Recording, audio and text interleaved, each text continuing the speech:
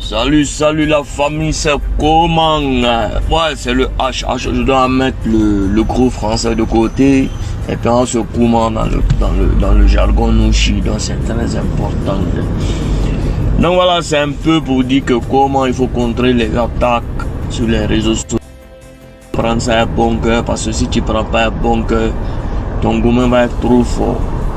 Il faut s'habituer déjà à certaines choses. Donc c'est très simple. Souvent, la meilleure manière de répondre aux attaques simultanées sur les réseaux sociaux, c'est en faisant le bien. C'est-à-dire, si on t'attaque dans le domaine du social, c'est qu'il faut persévérer dans le domaine du social, continuer dans le domaine du social, parce que le combat est en train d'arriver et les lignes sont en train de bouger et le message est en train de passer. Et c'est ça qui est important aujourd'hui. Parce que si le message n'est pas en train de passer et la façon n'est pas en train de faire et tout n'est pas en train d'arriver, c'est-à-dire qu'on ne te voit pas, c'est-à-dire que ton message ne passe pas. Alors que quand on commence à te dire, toi là, faut aller faire ci, toi là, non, faut aller faire ça, toi là, ta couleur est comme ça, toi là, non, ta tête est comme ça, non, donc, ça veut dire que tu es là. Et on voit que tu es là. Et que le message est en train d'arriver. Parce qu'aujourd'hui, je suis fier quand une petite fille me voit comme ça avec sa maman et puis elle enlève 2000 francs, me dit tiens, papa, je vais soigner avec les gens. Ou je suis fier quand une dame aujourd'hui, par exemple à Abidjan Mall, est en train de nettoyer le sol ou les toilettes, elle a mis une petite tasse devant elle. Quand tu finis de rentrer aux toilettes, tu sors, tu mets 100 francs, 200, elle enlève 200, elle me dit papa, c'est tout ce que je peux donner. Alors qu'au fond de moi, je sais qu'elle est dans le besoin.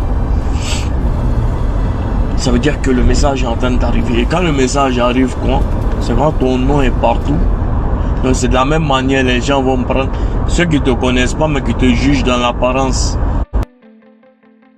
commencent à te dénigrer. Maintenant, le dénigrement n'a jamais tué quelqu'un. Ça ne peut même pas dire à quelqu'un. Parce que la méchanceté pouvait dire à quelqu'un, il faut être un dozotier dans l'âme. Il faut être un dozotier dans l'âme. C'est quand quelqu'un envoie le missile comme ça, il ne suffit pas seulement de s'arrêter et puis déjà sa poitrine et puis tu bloques et puis ça a tombé ou bien tu as attrapé. Non.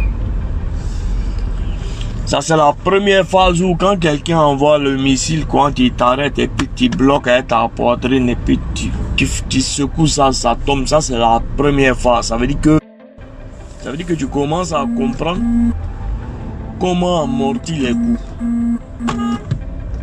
Voilà. Maintenant la deuxième phase, c'est après l'amortissement du coup. Quand tu finis d'amortir le coup, maintenant la deuxième phase d'enseignement, c'est comment transformer ce coup en force et puis souffler dessus quoi, et puis ça va faire sens inverse, ça n'allait pas beaucoup la personne en face qui est en train de balancer sur toi. Donc, quand quelqu'un maintenant voit le son quoi, et puis toi tu bloques, non, tu encaisses. Quand tu finis d'encaisser, tu souffles dessus quoi, et puis ça s'en va, et puis ça joue dans la personne. C'est simple.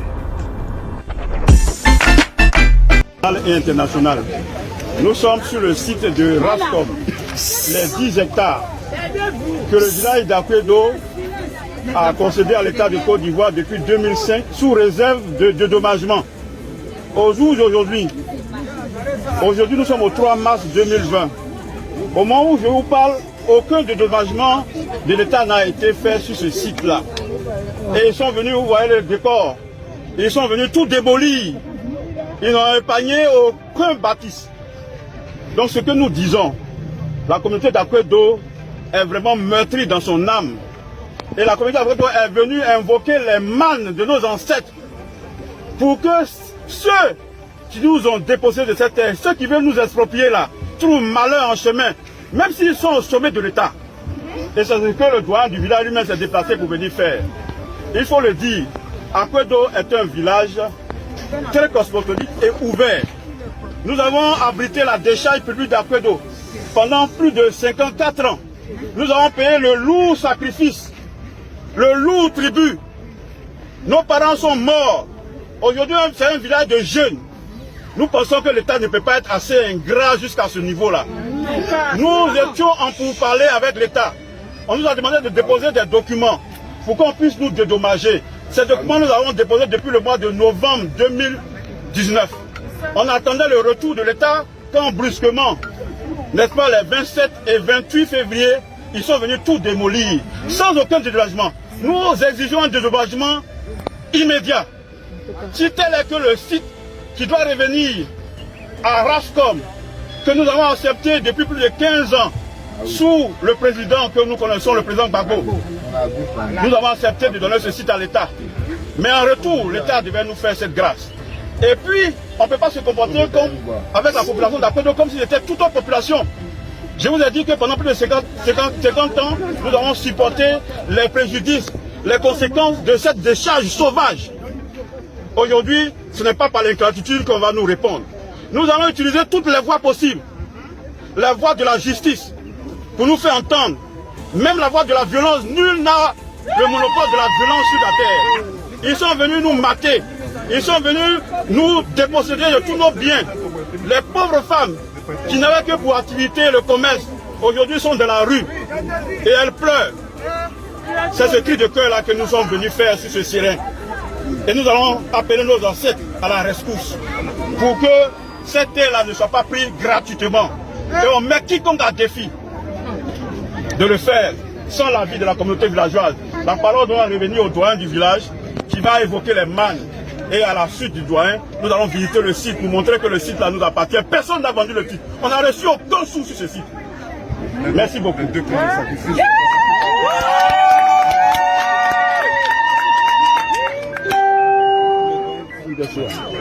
si tu as une intervention avant, voilà.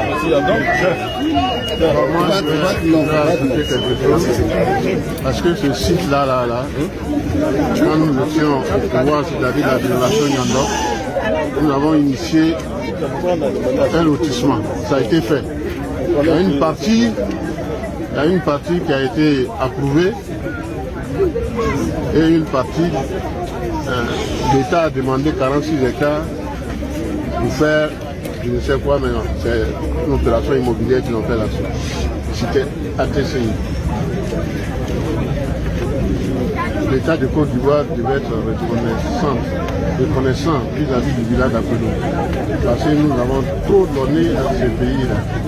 Nous ne sommes pas les seuls villages de la Côte d'Ivoire. Nous avons donné 2 camps militaires, la décharge. Les 2 camps militaires. Oui, le centre émetteur. Le centre émetteur, le premier avion qui a atterri en Côte d'Ivoire, c'était au centre émetteur ici. Trop, c'est trop. On a souffert. C'est moi qui suis le doyen du village.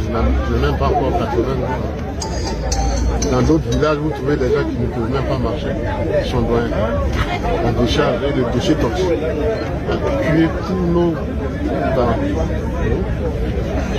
De grâce.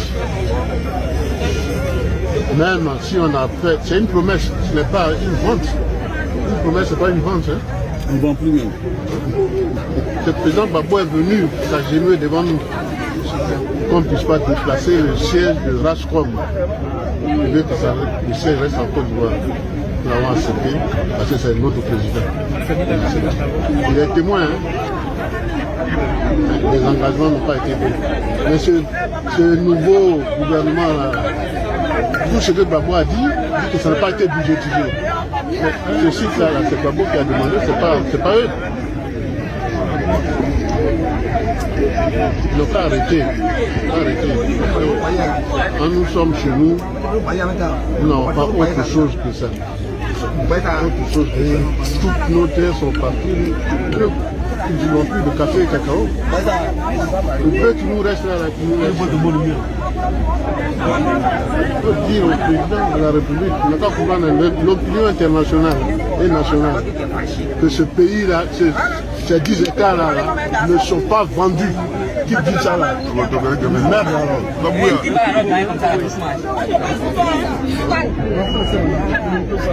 Ils sont au courant de tout ça là, c'est pas la peine. Ils ne sont pas au courant, mais nous on ne peut pas poser des questions, seulement c'est que vous avez fait une révélation tout à l'heure quand on verra le chef du village et puis le plan du comité de suivi, on va leur poser des questions à savoir est-ce que réellement la problématique des situations. Donc nous on ne peut pas vraiment poser des questions, peut-être à la partie on va poser des questions. il n'y a pas de problème, il n'y a pas de problème. Si vous voulez poser des questions, vous pouvez poser. Non, mais tranquillement on le fera. Non, merci beaucoup. Sinon ils n'ont qu'à arrêter. Merci beaucoup. On a trop donné à ce pays.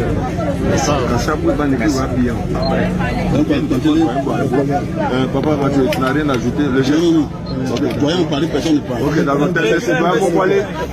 Capé pour l'homme, il va tout.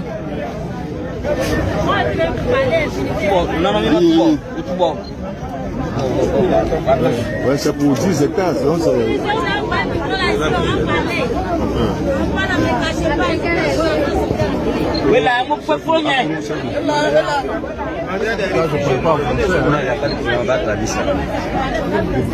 Dans le monde, je parle doucement à l'eau.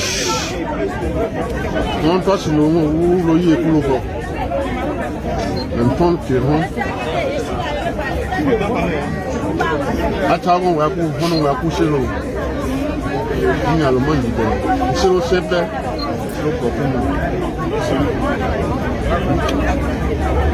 Aïta les gars, c'est bon moins. Quand si on va beau, il va pas beau non l'autre monde. Aïta en terre maintenant au déchet. Nous non mais on y a divers. On va prendre les pantailles on va caler pour le voler. Nous le coup blanc. Donc le paiement, le paiement à dos non, on va pour le tasser l'eau. Mais c'est bon, on s'y en bat. On va l'autre. Le bien.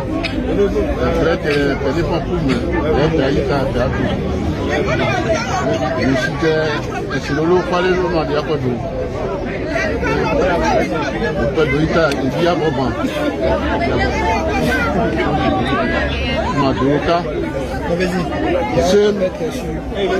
et pour dire dans pour ôter si on n'est pas qu'on a à Tchékoune.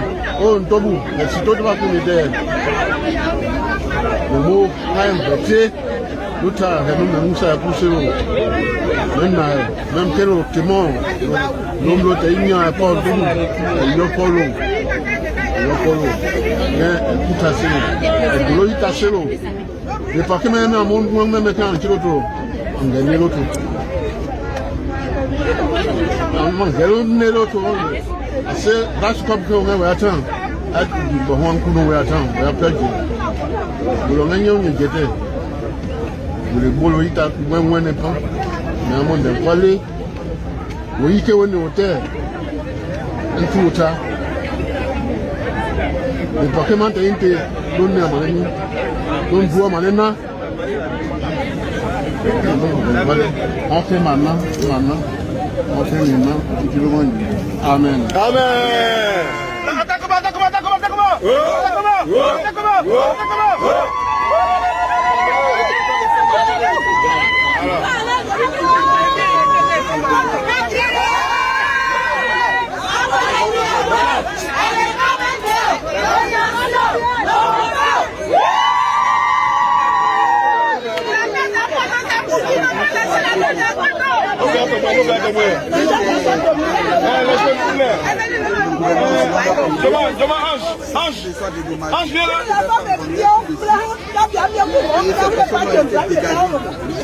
Ça c'est les femmes d'Aquedo, les femmes du village, les femmes voyantes du village. Les femmes voyantes du village. Attends comment.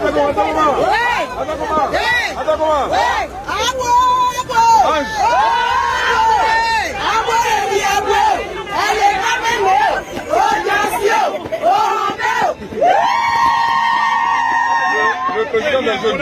Représentant des jeunes. Représentant des jeunes.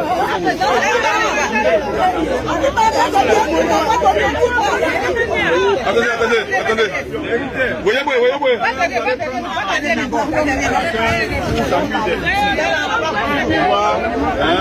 Un peu leur souffrance qu'ils endurent. Mais nous là, la communauté va faire un tour de tout le site pour voir l'ampleur des dégâts. Vous pouvez écouter non seulement les victimes, mais aussi les personnalités du village, les personnalités coutumières du village. Mais voilà le programme. Nous avons fini de faire la libation, en principe, on est à la fin de cette cérémonie-là. C'est symbolique. Et je vous ai dit que c'est le début d'une réaction en chaîne de la communauté villageoise d'Akoto. Et nous n'allons pas de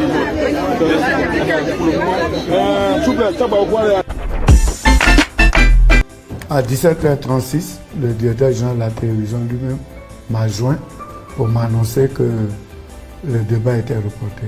Alors, il me donne les raisons qui ne sont, à mon sens, qui ne tiennent pas debout. D'abord, il dit que le temps de préparation était court. Nous, on est prêts. Donc, on est des hommes politiques. Tout nous réveille à 4h du matin, on mène des débats. Donc, il fallait qu'il nous teste d'abord. Ensuite, il a pensé que le sujet était important. Il fallait donner plus de temps au lieu de 52 minutes. Il fallait faire 90 minutes parce qu'il faut projeter les films, les sites d'enrôlement et que ça prenait du temps et ça ne laissait pas beaucoup de temps au débat. Donc ils avaient fait le montage en fixant la durée de l'émission. Je pense que les images qu'ils allaient projeter elles-mêmes étaient déjà un discours parce que chacun, en voyant les images, allait se faire une idée. Bon, comme ce sont eux qui décident, ils ont reporté sine die le débat vers 18h. Je suis déçu qu'on ait empêché d'informer les Ivoiriens. Parce que tous les Ivoiriens attendaient ce débat. J'ai animé une conférence de presse. J'ai avancé un certain nombre de choses. Il y a eu des réactions maladroites. Il y a eu même des communiqués douteux de la Banque mondiale. Donc c'était l'occasion pour qu'on explique aux Ivoiriens la réalité des choses. Malheureusement, on n'a pas pu le faire. C'est là ma déception. Le système continue. On voulait dénoncer un certain nombre de choses pour que le gouvernement apporte des correctifs. Malheureusement, le débat est reporté. Je ne suis pas maître de l'agenda de la télévision. Je ne sais pas quand ça va se faire, mais c'était d'actualité. Comme eux-mêmes ils avaient dit, c'était d'actualité. Dommage que la télévision ait renoncé à sa mission d'informer les Ivoiriens. J'étais à Gagnois quand la directrice de la communication m'a joint. Le lundi, c'était le 2. Elle me dit que vous avez un débat local, je suis prêt. Voilà. Que même si tu me disais ça 1 heure avant, je suis prêt à aller à la télévision. Parce que ce ne sont pas des choses qu'on fabrique, on ne cherche pas des messages. C'est la réalité. On vit le quotidien. Moi, je suis animateur de partis politiques, donc je vis le quotidien, je ne suis pas dans la propagande, ou bien dans l'irréel, ou bien dans la théorie, je suis dans la pratique. Et j'ai dit aux uns aux autres, au départ, quand ça a commencé, on dit le PDC il ne dit rien. J'ai dit non, le PDC est un parti responsable. Nous sommes en train de voir le terrain, nous avons réagi, ça a déplacé les choses. Et nous allions renforcer ce que nous disons, expliquer. Et l'occasion, pourquoi je suis dessus, la conférence de presse, la télévision a pris des brides pour informer. Or là, c'était en direct pour m'adresser aux Ivoiriens, pour former leur opinion. Malheureusement, avec la défection du RHDP, je sais très bien, parce que si la défection était de l'autre côté, la télévision n'allait pas accepter. Ils allaient clénonner au journal de 20h que nous avons refusé de venir. Nous avons dit nous venions et c'est le RHDP qui a jeté l'éponge, qui n'est pas venu. Déjà, nous avions les informations depuis 24 heures qu'il y avait des discussions entre le directeur de la communication de la télévision et le directeur exécutif de RHDP qui disait le temps était court, n'a pas été prévenu. On a suivi ce débat-là. Ce matin, on a été rassurés vers 10 heures qu'ils allaient aller au débat et malheureusement à 18 heures, on nous dit qu'ils ne viennent plus.